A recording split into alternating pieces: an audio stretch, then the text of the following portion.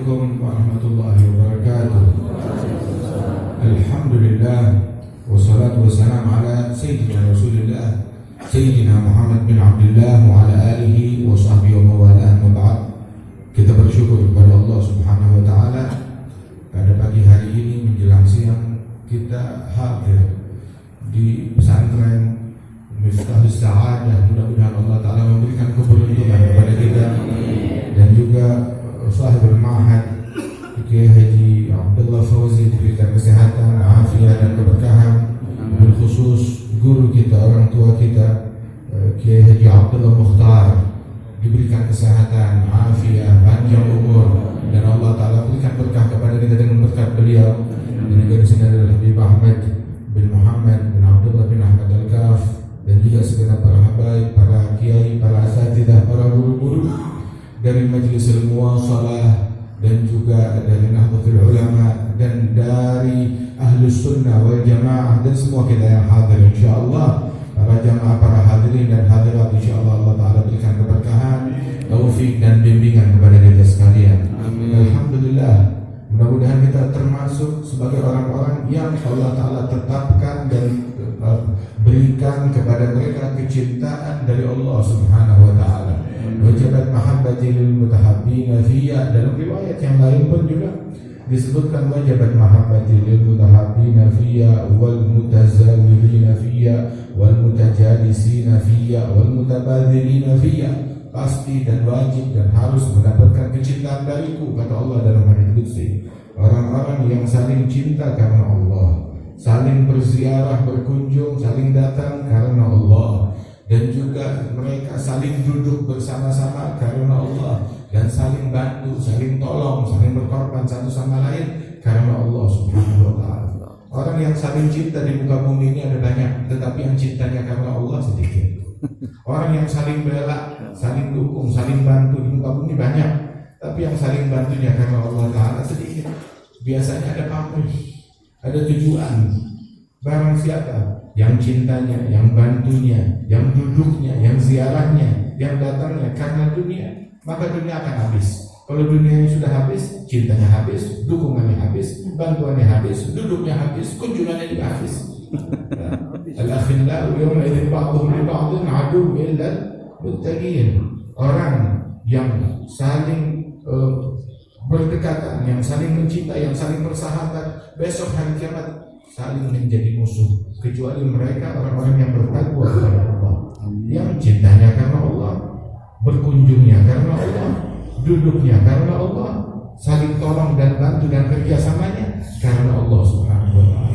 Barang siapa yang cintanya kerjasamanya karena dunia, dunianya habis, semua habis.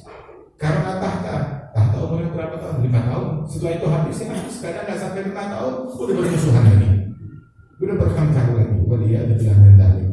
Nah, karenanya itu ketahuilah para pendahulu kita, teladan yang terbaik yang ditinggalkan oleh Rasulullah SAW pada diri umat ini. Mereka menjalin hubungan mereka karena Allah langgeng. Bagaimana? Subhanallah. Habib Syekh bin Salim Al-Attas yang mana membina hubungan kepada para ulama, para kiai, para habaib yang ada di zamannya karena Allah Subhanahu wa ta'ala langgeng.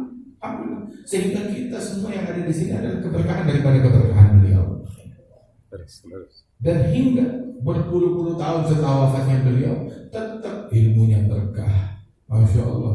Dan para murid-muridnya dimanapun mereka berada mendapatkan keberkahan dari Allah Subhanahu wa ta'ala. Subhanallah. Kenapa? Sebab pengajarannya karena Allah, didikannya karena Allah, hubungannya karena Allah Subhanahu wa ta'ala. Nah, karenanya itu para salaf kita yang terdahulu, mereka itu adalah orang-orang yang waktu mereka untuk Allah, dakwah mereka untuk Allah, harta mereka untuk Allah. Jalla jalaluhu ta'ala azamatu.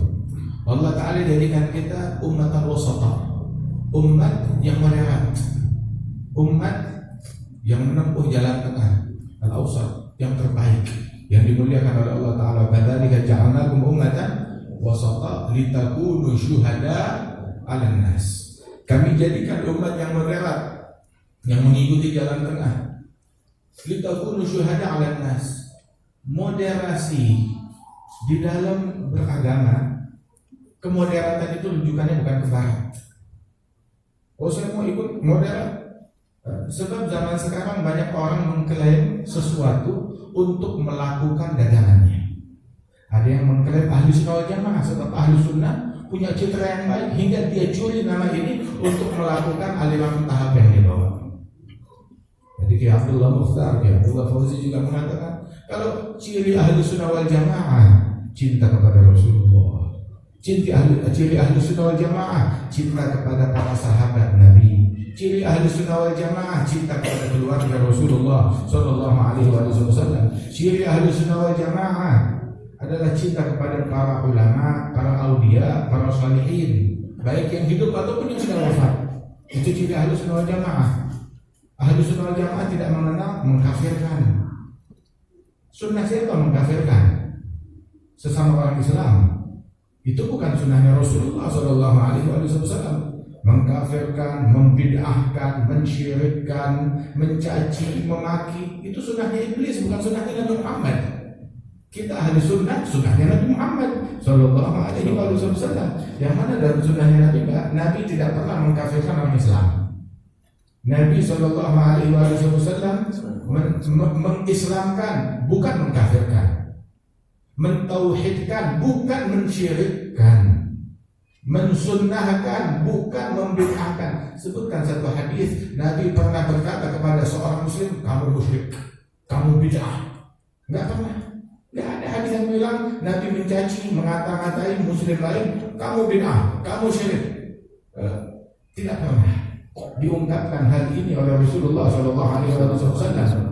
Karena itu membid'ah-bid'ahkan orang lain, mencaci orang lain aja kejahatan besar. Dan yang lebih jahat daripada mencaci, membid'ahkan orang lain, lebih kecil. Dan yang lebih jahat dari itu mensyirikkan, mengkafirkan orang lain. Sehingga kalau mau tahu cikal bakal terorisme, Syekh Abdullah bin Bayyah, Syekh Abdullah bin Bayyah, beliau bilang at-takfir muqaddimatu tafjir. Pemahaman dan ajaran takfiri yang mengkafirkan muslim lain itu adalah cikal bakal tafjir. Tahu tafjir? Ledakan bom.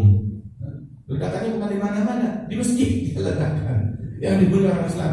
Terus dia bilang mentakbirkan Allah Subhanahu Wa Taala. Bukan Allah yang dia takbirkan. Kalau mentakbirkan Allah, dia nggak bakal membunuh sesama muslim, bahkan nggak bakal mencaci sesama muslim. Sebab sibabul muslim fusuq wa qitaluhu kufur. Fil Bukhari. Wala'nuhu kabatlihi, sabda Rasulullah. Mencaci muslim lain adalah perbuatan fasik, dan juga memerangi muslim lain, menghalalkan darahnya adalah kekufuran, dan juga melaknat muslim lain sama seperti membunuh muslim tersebut, kata Rasulullah Sallallahu Alaihi Wasallam. Dan agama ini, Islam, tidak dibela dengan perbuatan kefasikan, tidak dibela dengan itu agama Islam. Kita dilarang untuk mencaci orang kafir, musyrik yang mati dalam kekafirannya, yang sudah meninggal dunia. Kita dilarang mencaci mereka. La tasubbul amwat fatu'dzul ahya. Jangan mencaci al-amwat. Itu ahli hadis mengatakan al-amwat itu musyrikin yang sudah mati. Jangan kalian caci maki. Sebab kalian akan mengganggu anak-anak mereka yang masih hidup, yang sudah masuk Islam ataupun yang akan masuk Islam. Sabda Rasulullah Sallallahu Alaihi Wasallam.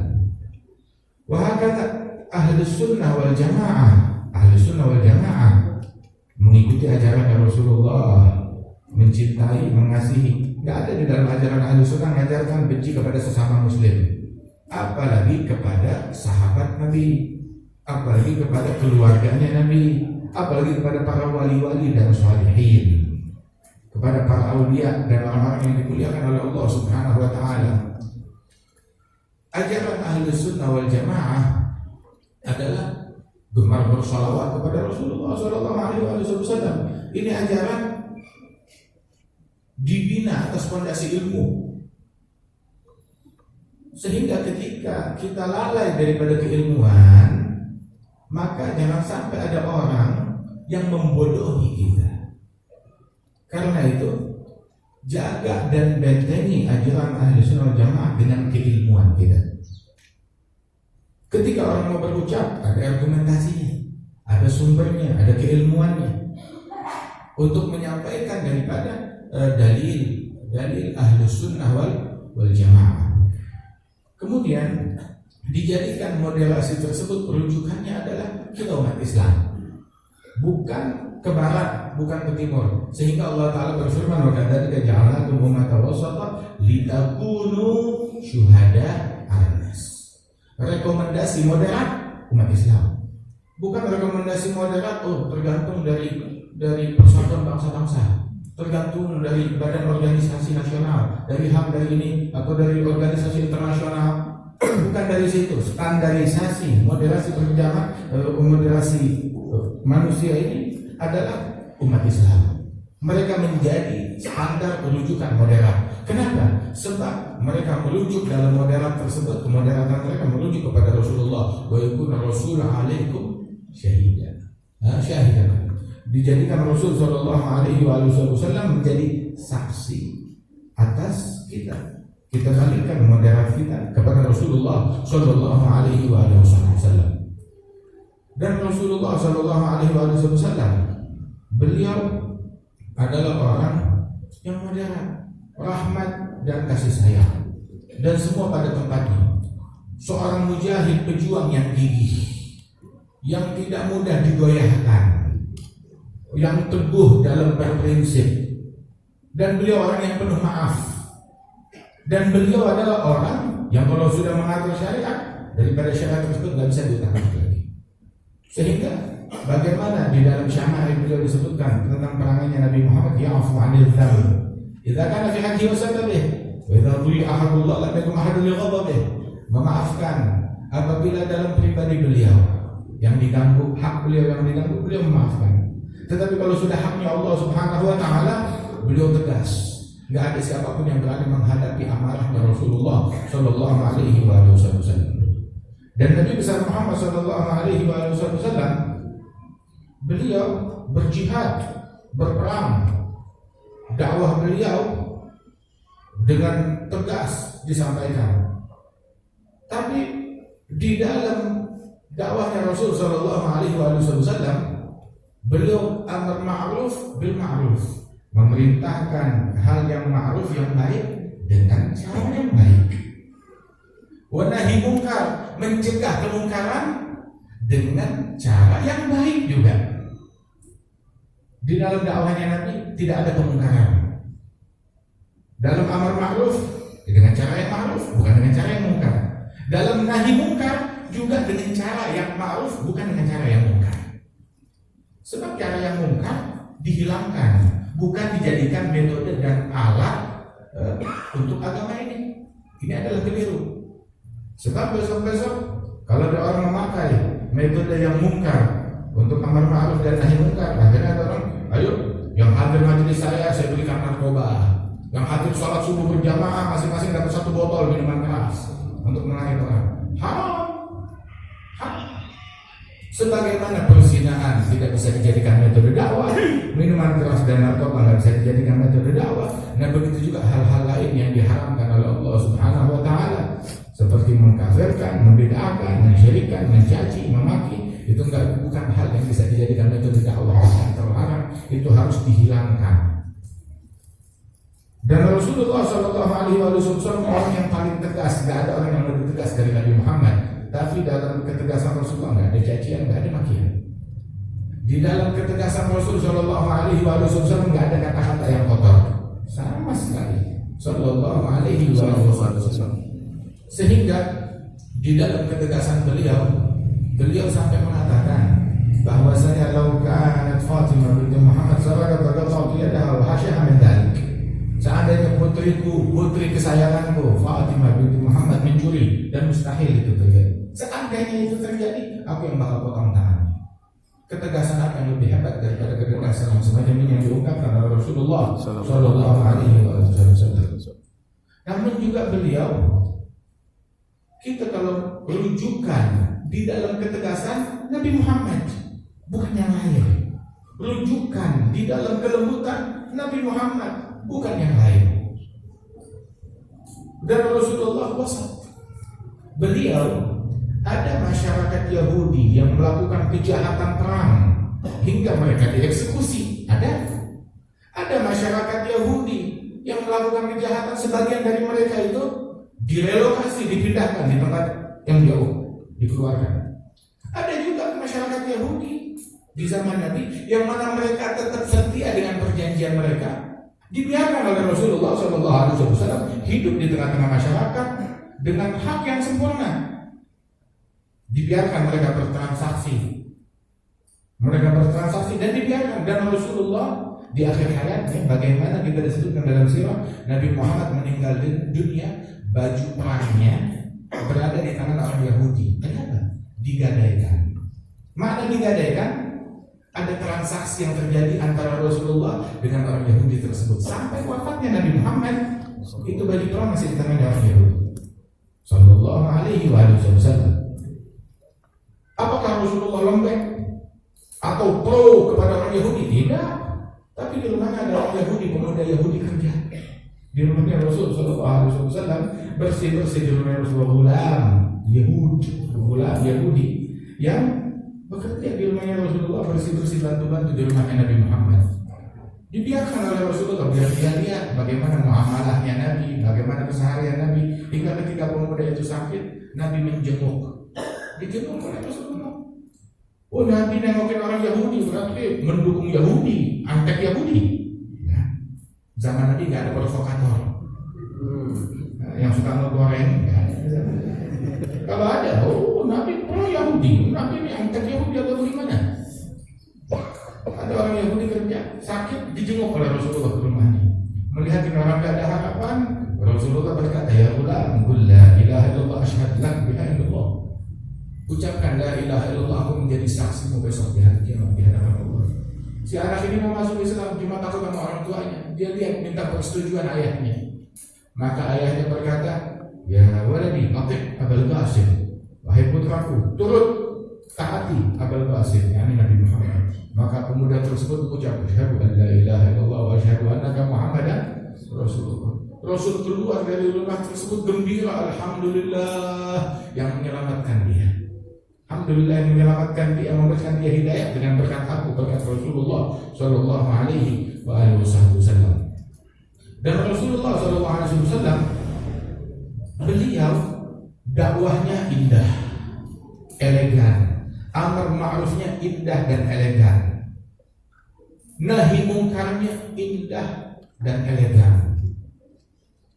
Di dalam nahi mungkar, Rasul Sallallahu Alaihi Wasallam pun punya cara untuk menarik orang-orang. Di dalam nahi mungkar dengan tahapan-tahapannya, kemudian juga dengan akhlaknya, kemudian juga dengan irdha'nya. Sallallahu Alaihi Wasallam tidak menanggapi kebodohan ataupun provokasi dari orang lain. Sallallahu Alaihi Wasallam. Sehingga pernah Rasulullah Sallallahu Alaihi Wasallam di dalam keindahan tersebut ada satu orang datang kepada Nabi Muhammad. Nabi lagi majlis begini, bilang, ya Rasulullah, izin mau apa? Izinkan saya untuk berzina. Ini kira-kira kita kalau lagi di masjid begini, kalau ada orang ngomong begitu, gimana? Kurang ajar, pukuli dia.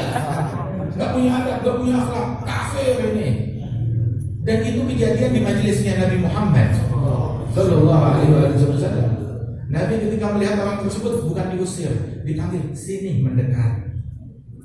Bukan diusir, disuruh mendekat, sini dekat. Sampai dekat di hadapan Nabi, Nabi tanya dengan perlahan kepada orang tersebut, kamu izin berzina, mau berzina? Saya mau tanya, kamu rela gak ada orang berzina dengan ibu kamu? Oh tidak.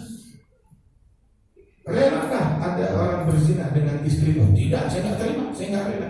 Dengan anak gadismu? Tidak, saya gak terima, saya gak rela. Subhanallah.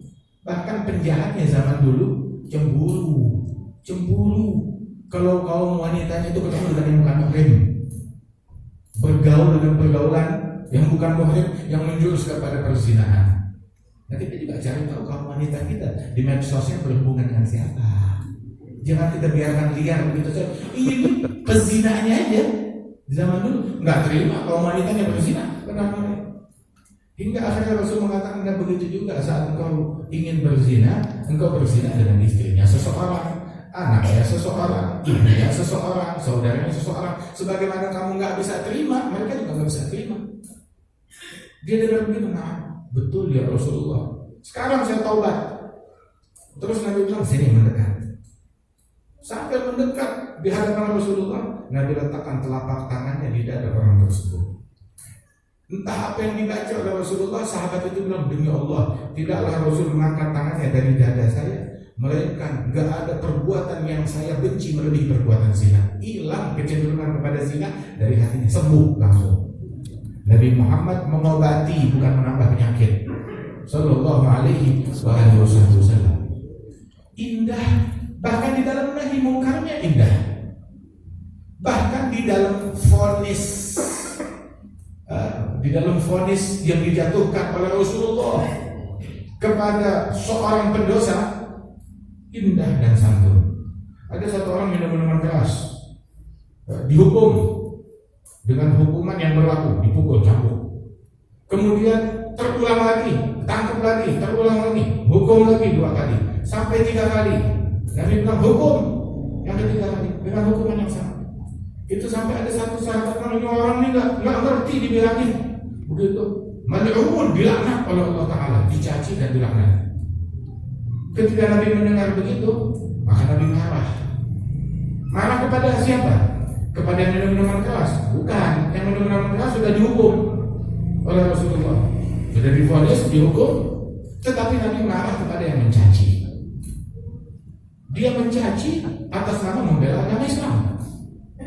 Dia mencaci atas nama mendirikan ajaran Islam, mendirikan hukum Islam. Tapi Nabi menegur dia dengan cacian yang tersebut. Nabi mengatakan, la takun aunan lisyaitan ala akhik. Jangan kamu menjadi pembelanya syaitan di dalam membuat saudaramu ini makin jauh dari Allah Ta'ala. Dengan kamu mencaci, kamu bukan bela aku, kamu bukan bela Allah, kamu bukan bela Rasulullah, kamu bukan bela Islam, kamu bela aunan li syaitan.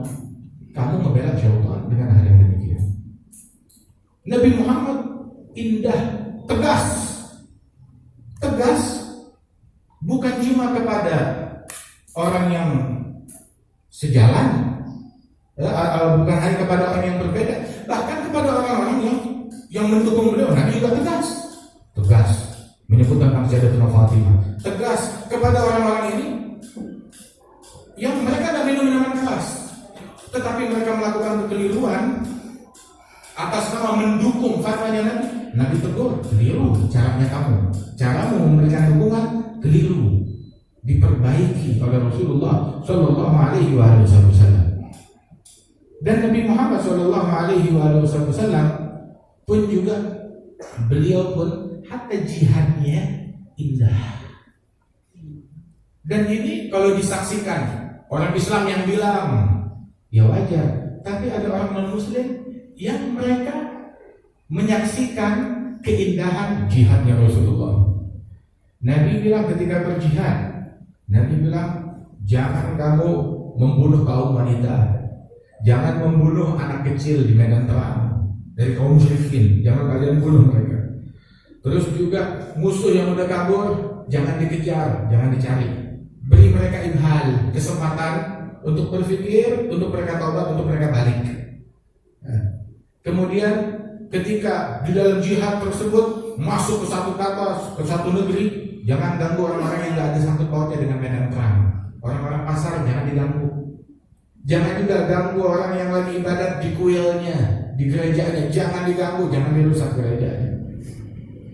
Bahkan Rasul Shallallahu Alaihi Wasallam bilang kepada sahabatnya, wala tatamannu liqa al-adu. Jangan kalian berharap ketemu musuh untuk membantai mereka. Jangan. Kita orang Islam bukan cari musuh, tetapi kita tidak takut kepada siapapun juga. Dan Rasulullah Shallallahu Alaihi Wasallam setelah pulang dari suatu jihad, bahkan di dalam proses jihad, waktu di Uhud berapa puluh sahabat yang terbunuh. Datang satu sahabat, ya Rasulullah, sahabat kita banyak mati, banyak terbunuh, dibunuh oleh orang-orang musyrikin, sumpahi mereka, laknat mereka. Nabi bilang, nah boleh tulang anan oleh sahabat. Saya diutus bukan tukang laknat, bukan sebagai tukang kutuk. Innama bu'itsu rahmatan lil alamin. Walaupun lagi marah, banyak teman-teman yang terbunuh, nggak lupa akan misi rahmat dan kasih sayang. Walaupun di medan perang.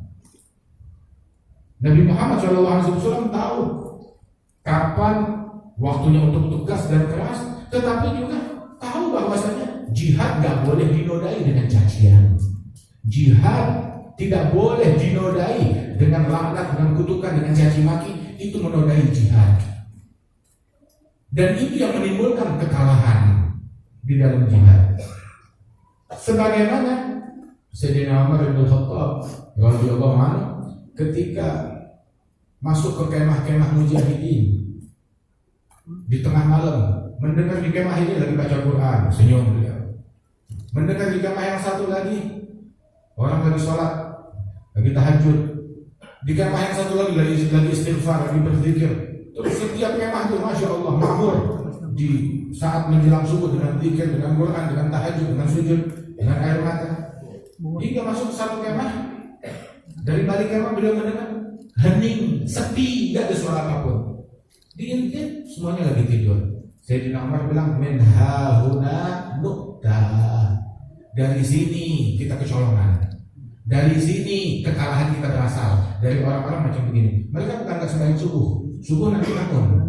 Mereka nggak tahajud, nggak bangun malam. Mereka bukan bikin hal yang haram, bukan mencaci, bukan memaki, bukan mengkafirkan, bukan membid'ahkan, bukan mendengki. Tidak, mereka cuma tidur. Menelantarkan salah satu adab dan sunnahnya Nabi Muhammad dalam bangun malam. Dia bilang kekalahan bersumber dari orang-orang macam begini. Sehingga dulu Sayyidina Musa, Bani Israel dilanda krisis yang panjang, krisis ekonomi, paceklik, hujan gak turun, orang kelaparan sampai makan bangkai. Maka Sayyidina Musa kumpulkan orang, ayo kita salat istisqa, minta hujan, minta solusi kepada Allah. Mereka kumpul doa, nggak dikabulkan. Kumpul lagi 2 kali doa, nggak dikabulkan. Berkali-kali nggak dikabulkan. Kami haram. Kami doa berkumpul nggak dikabulkan. Kenapa? Apa masalah kami? Maka dijawab, ya Musa, bagaimana mau saya kabulkan? Sedangkan di antara umatmu ada satu orang bawa sial.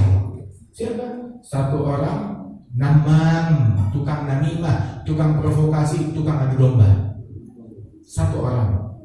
Nabi Musa tanya, siapa orangnya ya Allah? Biar saya singkirkan, biar saya hukum. Saya melarang namimah, melarang adu domba. Terus saya mau menyampaikan begini kepada engkau untuk mengadu domba antara engkau dengan orang lain. Maka Sayyidina Musa kumpulkan umatnya, wahai umatku, ini pertolongan tak kunjung datang gara-gara satu orang. Yang tukang namimah ada di antara kita. Saya cuma minta satu aja. Saya nggak mau tahu siapa orangnya. Kita semuanya bertobat. Kita semuanya beristighfar. Begitu mereka taubat, langsung turun hujan saat itu juga. Nah pertanyaannya, di barisan kita berapa banyak tukang namimah?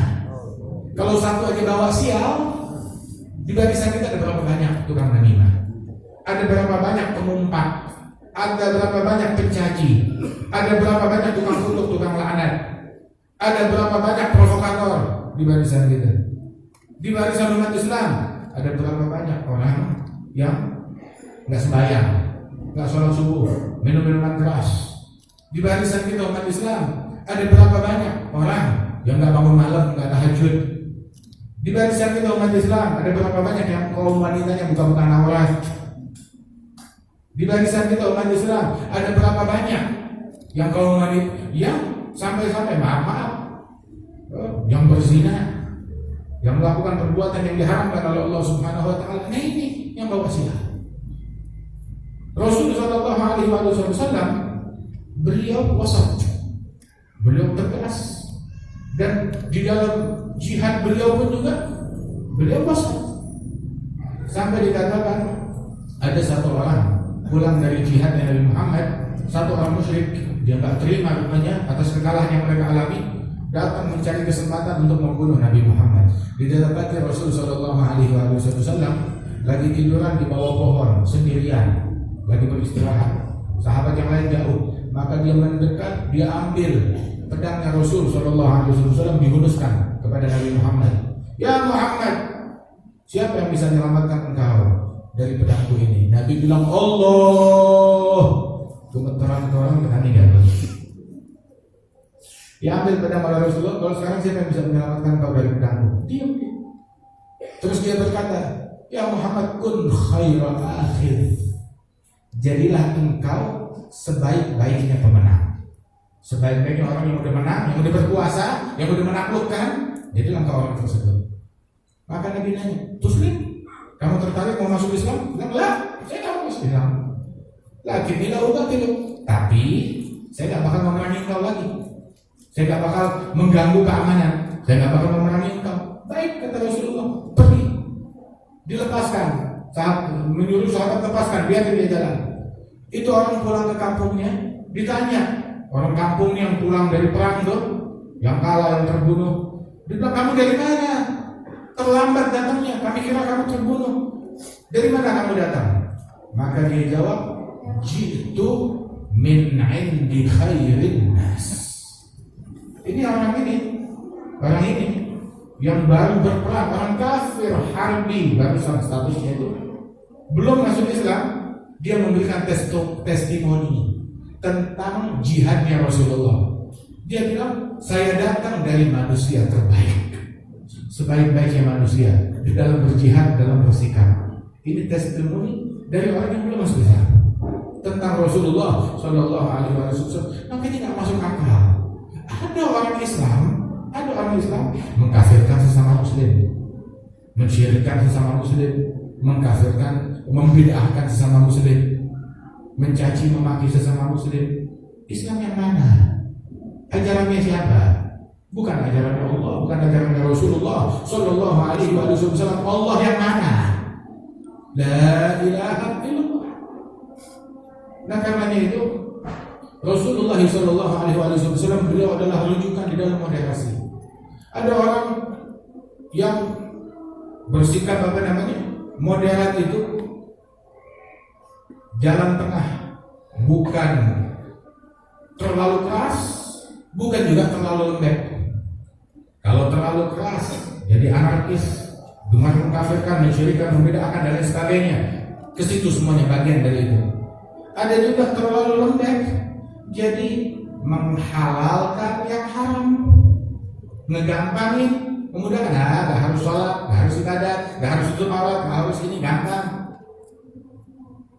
Menjadi yang kita kenal liberal atau kebebasan di dalam hal yang demikian. Anehnya orang yang berpikiran kebebasan di dalam berpendapat urusan beragama, tapi kebebasan berpendapat cuma urusan agama doang.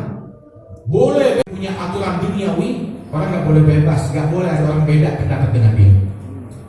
Beda pendapat urusan agama, saya mau beda pendapat urusan agama. Kenapa? Kita menganut paham kebebasan. Tapi kalau dia bikin aturan duniawi, ada orang beda pendapat, nggak boleh beda pendapat. Pendapat saya lebih daripada pendapat Tuhan.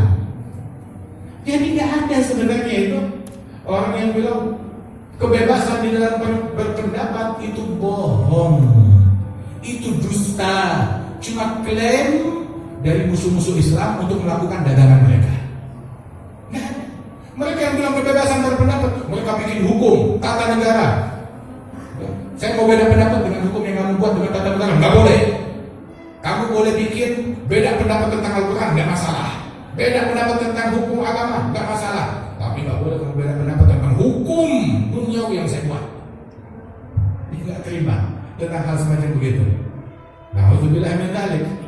Urusan tutup aurat ada salahnya. Ya, boleh buka-bukaan aurat, boleh bukan muhrim, boleh sentuhan laki perempuan, boleh ini, boleh itu. Tetapi kalau dia bikin hukum negara, hukum ini peraturan, nggak boleh diganggu gugat. Mengklaim hak asasi manusia juga dagangan demi untuk melakukan bisnis yang mereka inginkan, baik itu dengan nama hak asasi manusia, hak wanita, hak binatang, semuanya adalah dusta dan kebohongan. Mereka adalah orang-orang yang paling menodai wanita. Mereka adalah orang-orang yang paling menodai kemanusiaan. Mereka adalah orang-orang yang melakukan kerusakan di muka bumi, tapi mereka mengklaim, kenapa? Mereka punya urusan di sini, melakukan dagangan mereka masuk dari pintu ini untuk memajukan kepentingan duniawi yang mereka inginkan, hingga dibuat aturan-aturan ya untuk masuk ke dalam negerinya umat Islam, dan merusak apa yang ada di dalam di sana. Entar dia datang dengan bawa paham kebebasan, entar dia datang dengan membela hak wanita, padahal itu dusta. Membela hak wanita, membuat wanita muslimat, biarkan mereka berpakaian seperti pelacur, kita bela haknya mereka. Mereka bilang ini membela haknya wanita, menjadikan wanita objek syahwat, objek nafsu, menjual wanita dan anak-anak kecil, gadis-gadis kecil menjadi objek pornografi dan lain sebagainya. Negara mereka, pemikiran mereka, dan mereka bilang kita membela haknya kaum wanita. Membuat orang-orang tersebut menjadi pecandu narkoba, kita bela haknya manusia. Membuat orang-orang tersebut menjadi pecandu minuman keras, pezina, kita membela daripada haknya masyarakat. Mereka bukan membela, mereka menghancurkan. Kenapa? Sebab selama ini kita terlalu terpukau. Wah, mereka orang-orang yang berhasil, orang-orang yang sukses di dalam ekonomi. Dalam ekonomi mereka gagal dalam masalah ekonomi. Banyak, mayoritas, hampir semua dari negara-negara tersebut, bukan baru sekarang, dari zaman dahulu mengandalkan ekonomi negaranya dengan menjarah negara-negara muslimin, hasil bumi mereka. Bukan dari sekarang, kita dijajah berapa ratus tahun. Begitu. Wah, ini negara maju dari hasil bumi kita, menjarah, mencuri dari sini. Dan hingga sekarang di negara-negara Islam di Timur Tengah sana yang sengaja disulut tapi fitnah, kerusuhan, peperangan, kenapa? Biar minyaknya bisa kita ambil, hartanya bisa kita ambil, asetnya bisa kita ambil, gak boleh damai itu negeri. Kalau itu negeri menjadi damai, maka kita gak bisa ambil lagi, gak bisa mencuri minyak mereka lagi dan aset mereka lagi. Waliyahzubillahi min dzalik. Jangan mudah terpukau dengan itu semua. Sungguh sebaik-baiknya ajaran-ajaran Rasulullah Shallallahu Alaihi Wasallam, apapun yang diklaim oleh orang Barat, mereka tetap orang yang gagal di dalam segala hal, segala kebaikan di dalam syariat ini, dalam ajaran Rasulullah Shallallahu Alaihi Wasallam yang demikian modern, yang demikian agung, yang demikian luhur, dan jangan kita bergeser dengan ajakan-ajakan apapun dari apa yang diajarkan oleh Rasulullah yang sampai kepada kita melalui para salaf kita, para orang tua kita, para guru-guru kita yang diajarkan oleh Habib Syekh bin Salim, Kiai Masturah, dan juga para ulama yang menyebarkan agama Islam yang demikian indah, yang demikian luhur, yang demikian santun di negeri yang mulia ini, negeri yang penuh berkah ini. Mudah-mudahan Allah Subhanahu wa taala berikan keberkahan kepada kita dengan berkah mereka, dan juga para guru-guru kita, Kiai Haji Abdullah Mukhtar, Kiai Haji Abdullah Fauzi, dan segenap para ulama, para habaib, para kiai diberikan kesehatan dan keberkahan, dan juga majelis muasalah, Nahdlatul Ulama, dan semuanya makin makmur, makin berkah. Dan juga terakhir saya menyampaikan salam dari guru kami Al-Habib Umar bin Muhammad bin Salim bin Hafidh, yang beberapa hari yang lalu kita berbicara dengan beliau melalui telepon, dan beliau memberikan salam kepada para ulama, para kiai, terutama dari majelis muasalah, dari Nahdlatul Ulama, dan kepada semuanya daripada ahli sunnah jamaah. Beliau Al-Habib Umar bin Hafidh menyampaikan salam kepada kita semuanya. Mudah-mudahan Allah Ta'ala berikan kesehatan kepada beliau dan kepada kita semua. Amin ya rabbal alamin. Allahumma ja'al jama'ana hadza jam'an marhuma wa la farqana min ba'dihi tafriqan ma'suma wa la taj'al fina wa la minna wa la mahana syadiyan wa la mahruma. Sallallahu ala sayyidina Muhammad wa ala alihi wasallam wa akhiru da'wana alhamdulillahi rabbil alamin. Assalamualaikum warahmatullahi wabarakatuh. Waalaikumsalam warahmatullahi wabarakatuh.